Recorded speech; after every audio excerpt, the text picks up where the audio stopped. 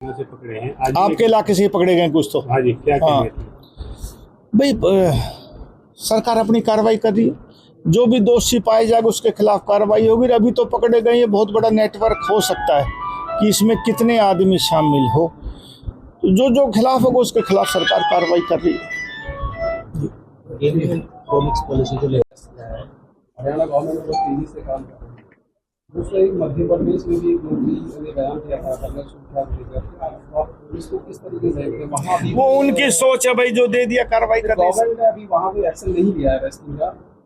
अब जब वो मध्य प्रदेश की सरकार है, मैं इसके बारे में क्या जवाब दूं भाई, सरकार वो देख रही है। मेरे से यहाँ का मुद्दा पूछो, मैं जवाब दे सकता हूँ। नमस्कार।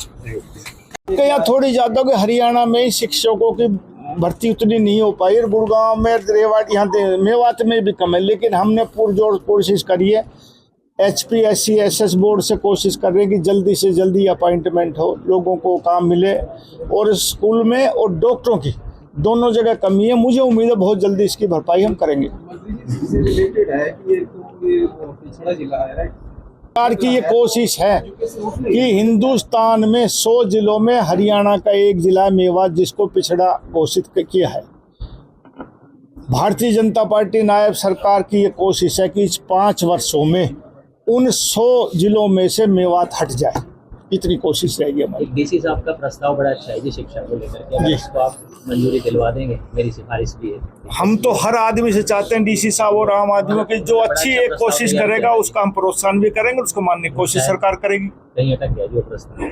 ना मेरी नॉलेज में नहीं है, आज बात कर लेंगे, जो भी होगा करेंगे कोशिश। अच्छे प्रस्ताव मैं आपसे भी कहता हूँ, कोई अच्छे प्रस्ताव सरकार के किसी भी महकमे के लिए हो, आप दीजिए, सरकार उस पर पूरा अमल करने की कोशिश करेगी। IMT किसानों को भी एक इशू है, साथ बीच वो विरोध प्रदर्शन भी कर रहे हैं। ना अब कोई प्रदर्शन नहीं है, अब कोई विरोध प्रदर्शन है नहीं, ये कोई ग्रीवेंस नहीं है। कोई ग्रीवेंस नहीं है ना, अब नहीं है साहब। 2-2, 3-3 बार मुआवजा दे दिया, कोई ग्रीवेंस है नहीं। मंत्री से ये है कि जैसे जासूस इंडस्ट्री पॉलिसी नई बनाने जा रहे हैं, जिसका डिक्लेरेशन 2 या 2.5-3 महीने में हम कर देंगे। तो सभी उद्योगपतियों से, हर ट्रेड के लोगों से हम सलाह ले रहे हैं कि जो पॉलिसी बने, कई सालों में पॉलिसी बनी, तो अच्छी पॉलिसी हो, हर आदमी को इसमें फ़ायदा हो। तो सभी तरह के लोगों से बातचीत हो रही है। तो वो भी एक था कि बस शनिवार को शायद मैंने मीटिंग करी उस बारे में, आगे भी मीटिंगें चलती रहेंगी। न कोई ऐसा इनपुट है, लोग अपने अपने देते हैं, कितना जायज़ है, कितना नाजायज़, कितना सरकार कर सकती है, वो सब करने की कोशिश करते हैं। मैं तो ये कह सकता हूँ कि एक अच्छी पॉलिसी हम लाएंगे। इंडस्ट्रियल कुछ आपने जैसे पहले भी आप कहते रहे हैं कि मेवात में भी आपकी, अब मेरी ये कोशिश है कि मेवात में कई क्लस्टर इंडस्ट्री के आए और तकरीबन ब्लॉक वाइज क्लस्टर बने, ताकि यहाँ के लोगों को ज़्यादा से ज़्यादा रोजगार मिल सके, और रोजगार के साथ साथ यहाँ के लोग भी उद्योगपति बन सके, चाहे वो छोटे रोजगार उद्योग लगाएं। मेरी ये भरसक कोशिश है कि मेवात का आदमी भी छोटी छोटी इंडस्ट्री जरूर लगाए। मेरी ये कोशिश है कि मेवात में एक बड़ा उद्योग आए, उसकी एंसिलरीज में मैंने डिपार्टमेंट में भी कहा है कि छोटे नए पुराने लोग ही नहीं आने चाहिए, नए नए लोगों को भी दो।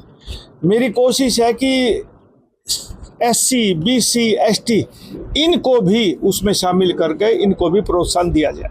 मंत्री जी, रेनवेल परियोजना के तहत करोड़ों रुपए खर्च किया गया है, लेकिन आज भी मेवात के सभी गांव पीने के पानी की समस्या है। बढ़ती गर्मी में यह समस्या और बढ़ गई है। आज भी कई शिकायत आई, क्या दीजिए?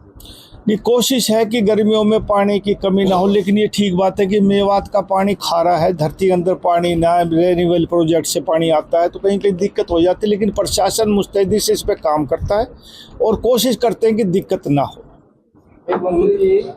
जी।